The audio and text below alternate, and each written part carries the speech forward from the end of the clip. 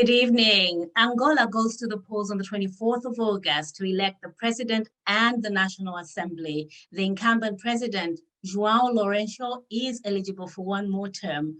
Tonight, we're going to be talking to José da Silva, who is joining us right from Angola. And he currently works at the Ministry of Justice and Human Rights as an advisor for the National Directorate for Extrajudicial Dispute Resolution. My name is Chiwa Chihana, and I'll be joined by my colleague, Bailo Jalo. Good evening, Bailo. Hello, Chiwe. Good evening. Well, I'm excited about this. Angola is going to the polls. So much to unpack today, and I'd like to welcome our guest, Mr. José da Silva. Good evening, and welcome to African Voices platform. Hi, good evening. How are you? I'm doing well. Thank you very much for joining us tonight. You're going to elections in a few days. What should we be expecting? Well, there is a great movement toward the election back here. And there is two main candidates. One is the current president, who is running for the second term. And the other one is Adalberto Costa Júnior, who is from the UNITA leader, who is bringing a very great and campaign in order to replace. So there is a message that he's bringing on replacement.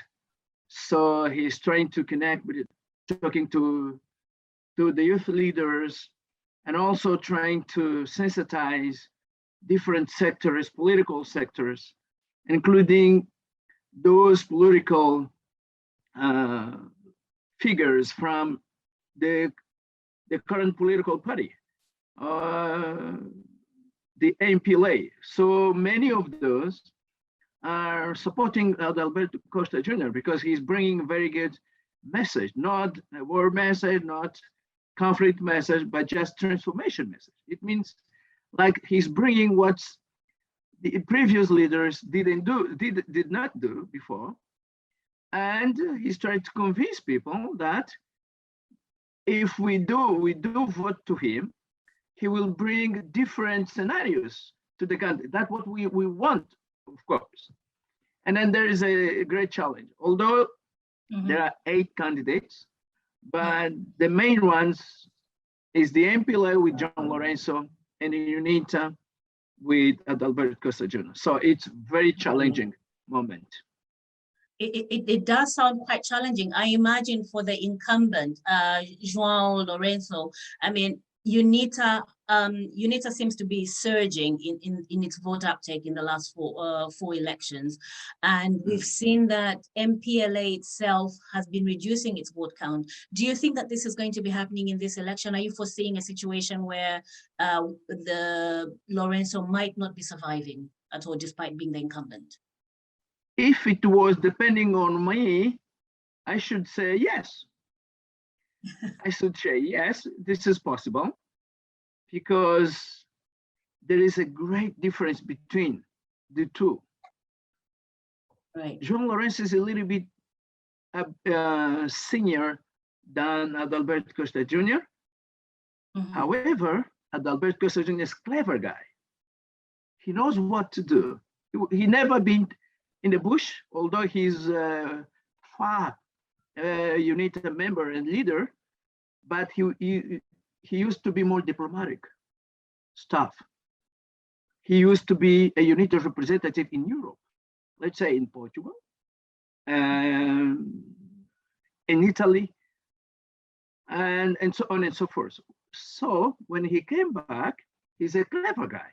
Let's say that. He's a clever guy. He went to school. He did study. Very respected person. He doesn't shout with the others. He doesn't speak when people are attacking him. He listens to people. That's very interesting. Do you see him though? I mean, it's one thing to be very diplomatic. Yes, I do. it's one thing to be diplomatic and educated, as you say, but it's another thing as well to be able to implement policy right next door. I mean, right across from you on the other end of the continent in Malawi. We have seen a figure very similar to Alberto, President Chakwera.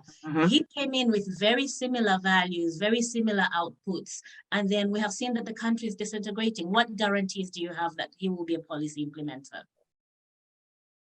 No, he have been at the parliament for long and long. He used to be a very key person. He used to conduct surveys and advise the government to do better the stuff that they have been doing. And secondly, he has brought to him very skillful figures.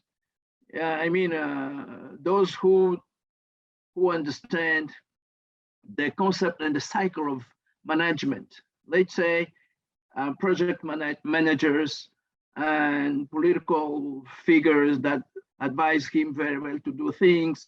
And he wants not just to lead with UNITA, his political party, but he wants to bring other figures to the system.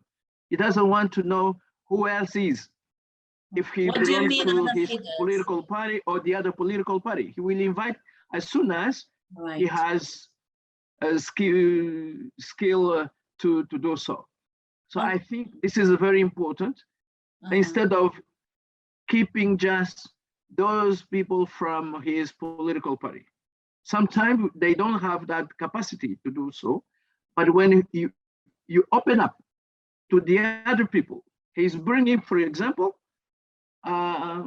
civil society staff, personnel, those who are very interventive, and also he's asking the other people to advise him, to say, yeah, look, we used to visit the province, to go in the countryside and to visit, to talk to people, to know what is happening, what is not happening.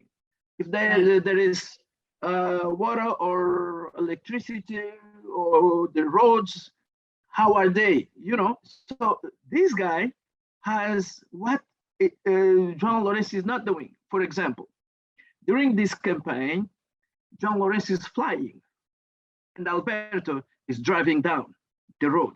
And he's saying, look, we've been here along the road, we need to rehabilitate the road.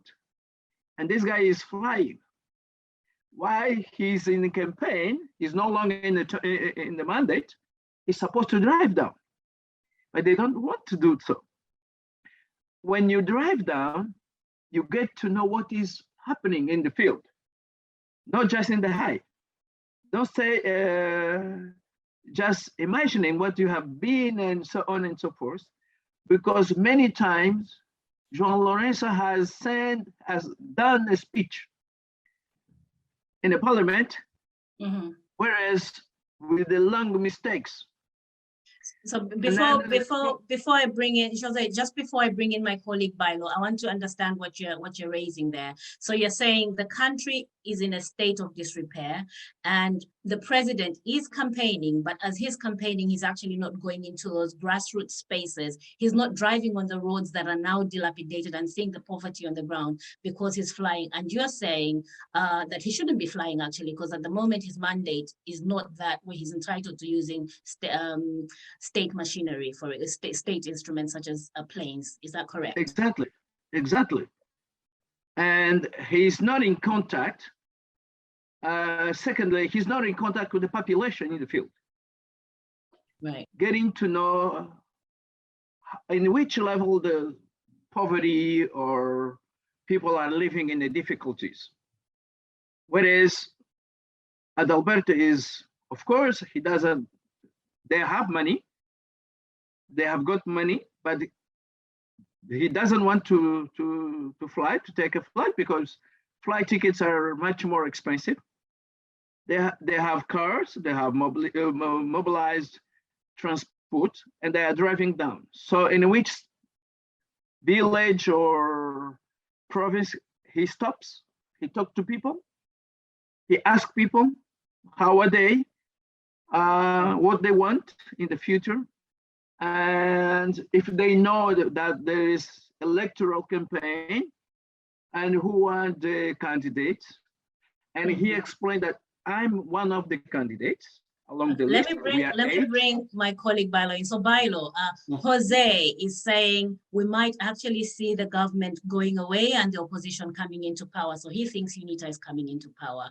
What do you have to ask Jose? Well, I'm kind of intrigued or surprised to hear that, because looking at the way things are unfolding in the country, yes, indeed, it is a very tight race. We all know that. But we all know in terms of African politics, most of the time, the incumbent are always favored, if I'm allowed to say it that way. But my question to Jose here is, with African politicians, they promise one thing during election times, but when it comes to delivering it, it's a different thing. Yes, Adalberto Costa Júnior, as he mentioned, is a charismatic guy. Right now, he's driving instead of flying. But I'm just wondering, is he driving because he cannot afford flying? As you mentioned there, flying is very expensive, or he is driving because he wants people to know who he is, to interact with people so that people can know what he really wants. And the other question is, we know when Lourenço came to power in 2017, he promised most of what Adalberto is promising right now. He promised changes. He said, look, I'm going to be different to, to the previous president, which the MPLA have been ruling the country for nearly half a century. Why has those changes not materialized? And why do you think this time Adalberto will be any different, especially leading a party that brought war into the country? Adalberto is not from the MPLA. If you listen what I have said, Adalberto is not from the MPLA. And democracy. Yeah. Adalberto, is he not from the UNITA? He's UNITA. Yes, UNITA is so different from the MPLA. Yeah. João Lourenço is from the MPLA. Yeah, Yes. and he's so Adalberto is from UNITA. Yeah. So Adalberto is from the MPLA. I mean the UNITA, isn't it? We should not confuse it. Of course, we know, all of us, we know what are the our African politicians. They normally promise a lot of stuff, and when they come to power, they are unable to do so. Yeah, but in democracy, changing the scenarios, having different people is good. Definitely. For us to understand what is going on in our mindset, what is going on our African politician mindset, and how well these can be done. There is two big scenarios here. The people before, a couple of years ago, are not the ones who are in prison. All people are old people, but who are forcing these changes are the young people. Young people, they don't care about what you have promised. If you don't do it, they will shout on you. Has got what it takes to make the changes that you want in Angola, especially with the fact that the current government has been ruling the country for for 50 years, and they've got the courts. For almost 50 years. It's just it's only 47 years. It's not 50 yet, but we don't want for them to be in 50. This is what the young people are saying. We don't want them to get there to 50 and postpone our life. Our life. We want things to happen. We want things to change. And Adalberto has been seen as the leader for the youth. They have confidence to him. They have confidence to him, and they want him to come because they have programs and projects and ideas to implement. So, nevertheless, Adalberto, João Lourenço, when it came to power, within the same political party, they have kind of vicious. And well, he promised, he did something, but he didn't do what the youth or the young people expected to be done. Nevertheless, he has also a commitment with political party. Let's say in terms of fighting against corruption, impunity. And there is another kind of, which we used to say here in Portuguese, bajulação, meaning that servantilism or clientelism. And then, and he did nothing about that. What he did was to fight against the family and against the former president, who just passed away. Can I take you there? I actually really wanted to go there, so I'm glad you've brought in the Dos Santos family. So let's go back to 2017. I'm bringing examples. I'm bringing examples. But I'm interested in getting your opinion actually on the Dos Santos and Lourenço family dynamics there and the landscape. So yes. João came in following Dos Santos stepping down, and there've been so many corruption allegations against the Dos Santos family, and Lourenço had actually made commitments to tackling those challenges, the corruption allegations, especially with relation to the daughter as well of Dos Santos. How far do you think he's gone? I mean, Angola is potentially one of the wealthiest countries in the world if resources were shared equally and evenly and distributed well. Where do you think he got to? Do you think this is working against him in this election? Well, I would really like to hear your thoughts. I lost, let me say, I got lost because I have the line, thinking line, and then you disturb your thought process. Okay, okay, then let's. But the problem is, I'm talking about what are the issue that Lourenço promised. He's supposed to fight against corruption, not against the former president family, although they are also involved in the corruption. Yeah. But the corruption was within the MPLA, the political party. Nobody out of MPLA is corrupted. It's corruption because they have no chance to.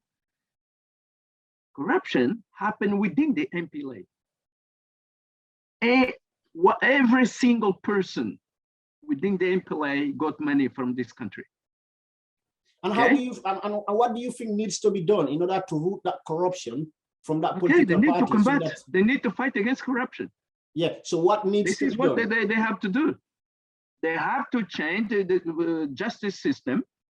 They have to leave the prosecutors and judges to do their job. We need justice to be implemented in the country. What the problem is, judges, lawyers, and prosecutors are also a member of a political party. And as somebody who works in the justice system, do you see yourself failing the country? Some of them, yes. Some of them, they left already. And then because they know what they did, bad job. And then this is the dilemma within the country. This is the dilemma that this guy, Adalberto Costa Júnior, is bringing, that say, look, we need to discuss. Because there was kind of advice to João Lourenço, Adalberto and the others, politicians from the opposition. They said, look, this direction that you're taking, the process will fail, will not succeed, because you are too selective. For example, they have a lot of process, a lot of people involved, a long, very long list. let's say, he took one of the old son from the former president and one minister to jail. Just two people. Can you accept that Angola have lost a lot of billions and billions of money? They took this money, generals, ministers, and secretaries from the political party. They put money outside, put money in Europe. They invested outside the country. But those people are still involving him. They're working with him. Is there any evidence to that? Of course, because they have been sent to jail, to court. But then they have and if the court find them guilty, postponed, and then they did not sentence them. They've not been sentenced, so they've not been convicted. They came to an agreement within the political party. They said, if you do so, all of us will disappear. The political that elected you will disappear, meaning that the MPLA, which elected João Lourenço, will disappear. And he felt himself, well, say, hey, come on. I have no, my support will disappear. Then nobody will back on me. So,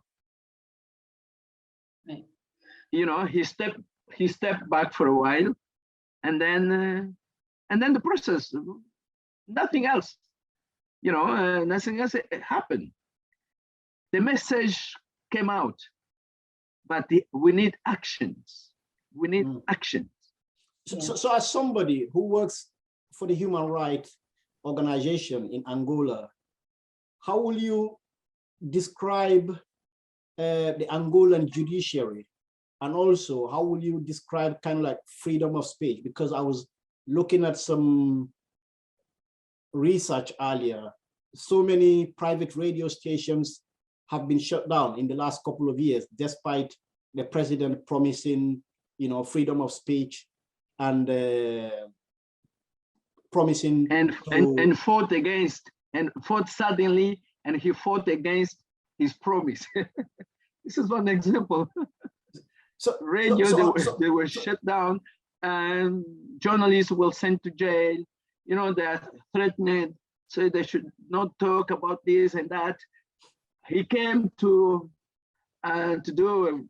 He started doing like public interviews, and then he stopped doing so.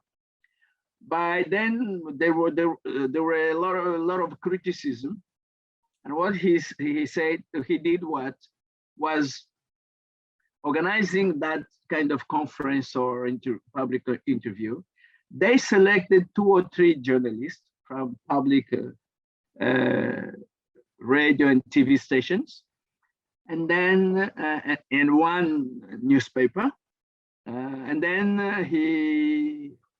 they asked them to send beforehand the question that they are going to ask to the president, for him to start the question and organize the answers. So can you imagine in such kind of situation? That so am I right to think you are? You are very right. Am I right to think you are an Adalberto Costa Júnior supporter? Well, I can say that you are right. Well, I'll say it's currently looking like that. But perhaps we should give him time to be in power, and to judge him afterward. We should not judge him beforehand. Okay, but you have a lot of hope in him, it sounds like to me. You have a lot of hope. Now, for Adalberto to succeed, right, if at all he's the one that gets elected into power, his members of parliament as well have got to be top-notch, people who are going to be workers. Now, Angola has a very peculiar voting system where when you vote for the president, if my understanding is correct, you also, the MP you vote for is somebody who is in the same party as the president of your choice. How do you think that that works? Do you get good opposition in parliament, for example, on policy decisions, or does that mean you weaken the system? The great problem is that what the Angolans are not agree, they don't agree with the system, is that there's kind of always majority for the ruling party. And these kind of elections, they have possibilities to manipulate. And this is the problem. The problem is the manipulation of the results. Right. And the ruling party decides who will get, which number of seats they will get in the parliament. It's not fair at all. The election is not fair at all. So, Jose, I haven't described that system well. Maybe just describe it for our viewers. How does it actually work? So you go to the polling station, you've got a voting card, and you can only tick off one. Can you just explain a little bit how that works in Angola? Yes, the only one. Because they are elected under the list of political party. Okay. And the number one in the list supposed to be the president, and number two, the vice president. And then when they are voted, they appoint who will be the president of the parliament within the list. Right. But the number one and number two necessarily will be the president and the vice president.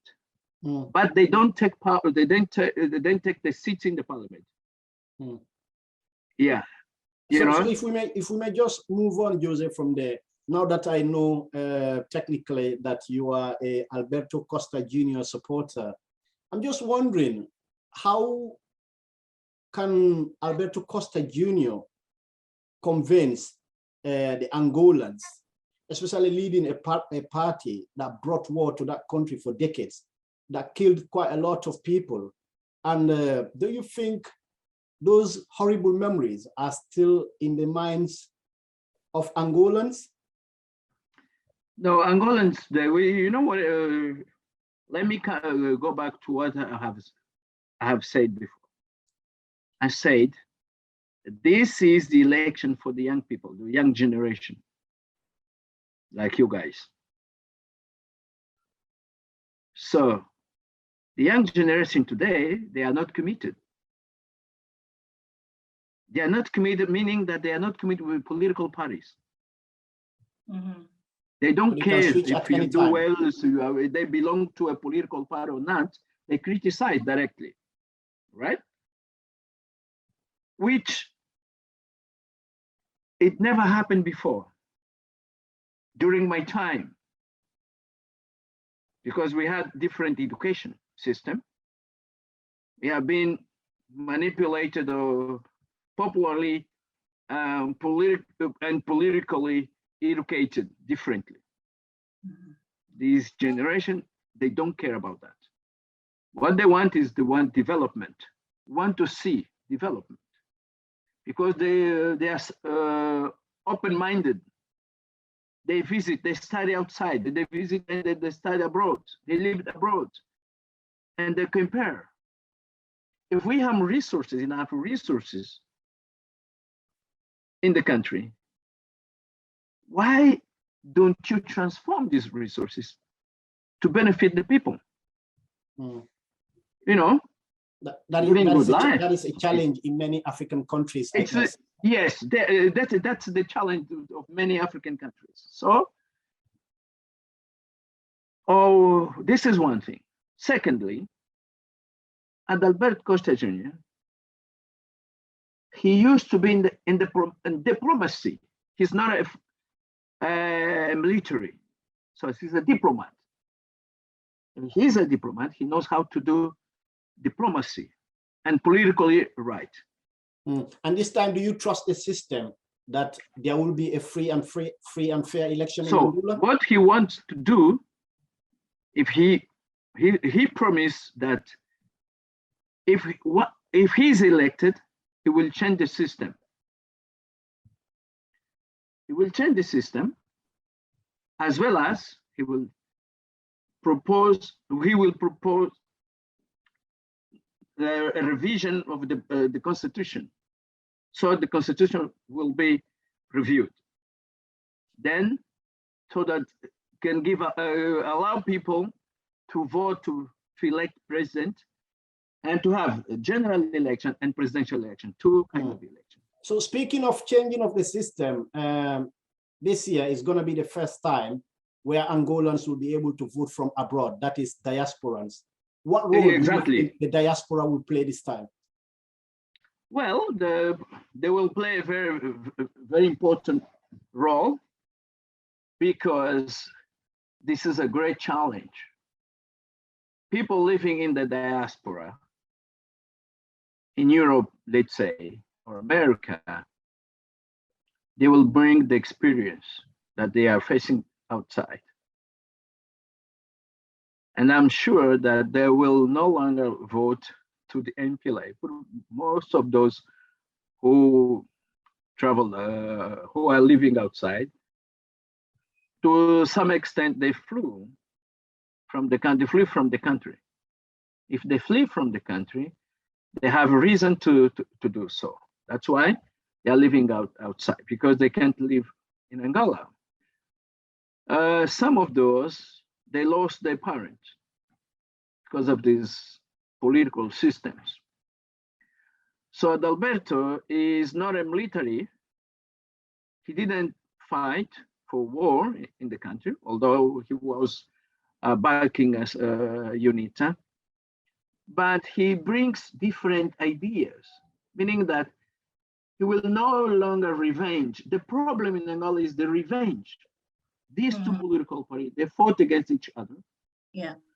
And when they start discussing issues, they clash all the time.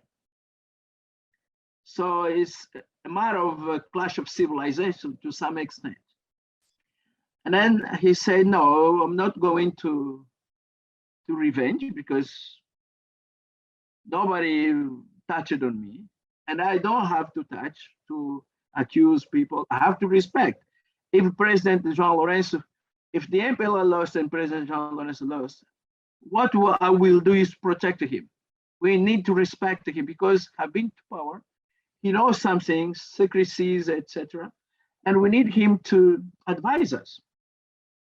I will not do what he did to Eduardo Issam. I will protect him. And this system has to protect him. You know, so this is good message, meaning that he doesn't want conflict. Yeah, I think it's important. What we don't want is fighting again, back again. No war anymore. Yeah, it's absolutely important to highlight that, you know, we've had military leaders, whereas he would be the first civilian, I think, from what you're saying. Let's go back 2 days. Let's go forward now. You've got an election. Now you've got. I would like to tap into your expertise, especially on dispute resolution.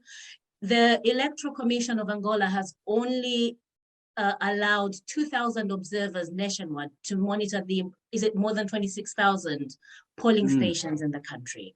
Yes. Yes.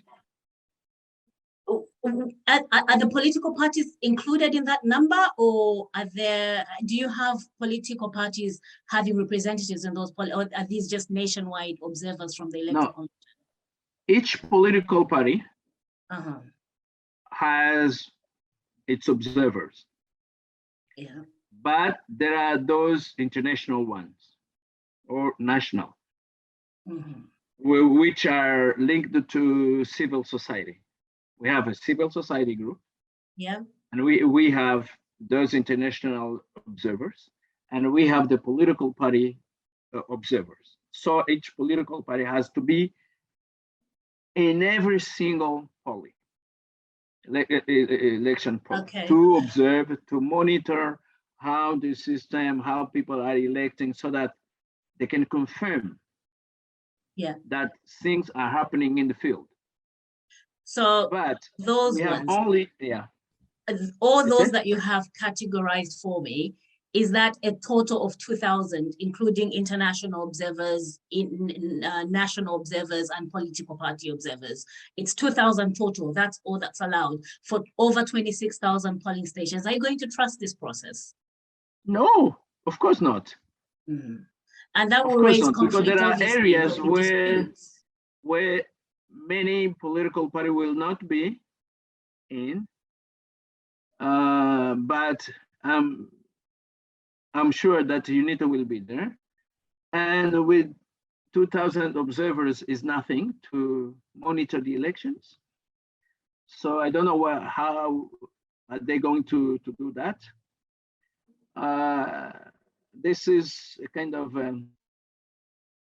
how can I say, the African system in these last 15 to 10 years, they are not allowing too many international observers come in to monitor their elections. Angola is one of them. So in 2012, I remember in 2012, they started stepping down the number of international observers to come to monitor the elections up to now. Yeah. I mean, I'm not sure if these 2,000 will be completed. Yeah, I just want to take you back to what you stated earlier in terms of Adalberto Costa Júnior, that he's promised there will be no revenge, there will be no repercussions. So I'm just wondering if he's promising changes, if he comes into power or if he's voted as a president and he's saying there will be no revenge. And we all know, as you stated earlier, as soon as João Lourenço started fighting corruption by inviting the former leader and his family against corruption, and he was accused of witch hunt. So what happens? How will Adalberto Costa fight corruption, which you stated earlier, the MPLA is very corrupt, according to you. So how is he gonna fight corruption if he's promising against there will be no more revenge, there will be nothing? The right question will be should be done to Adalberto Costa Júnior, not to me. What I have my idea. I can't say how will he do it.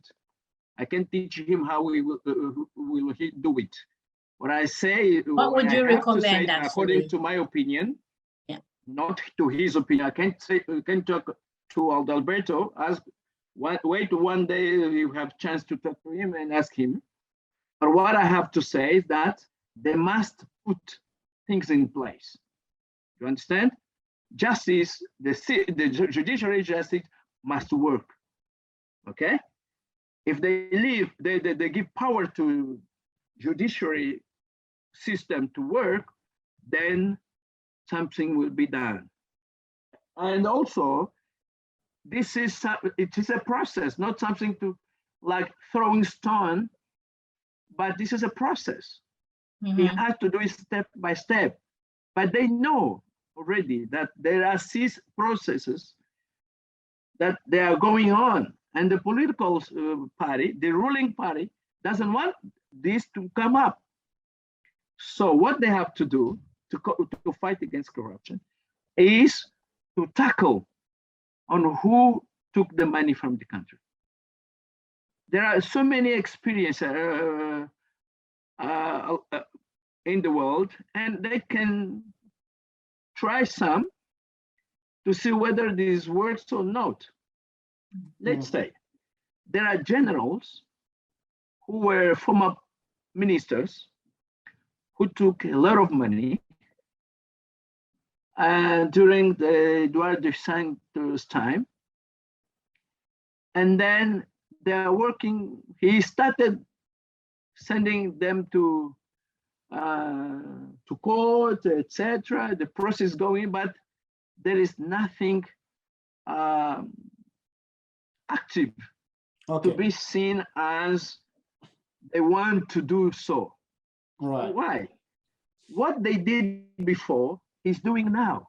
Right. We're running out of time, Jose. So my own last question to you is, what do you think Angola can learn from other African countries, looking at recent elections from like places like Zambia and other African countries that manage where an opposition was able to come into power and, you know, throw away the incumbent. What do you think Angola can learn from what those countries like Zambia?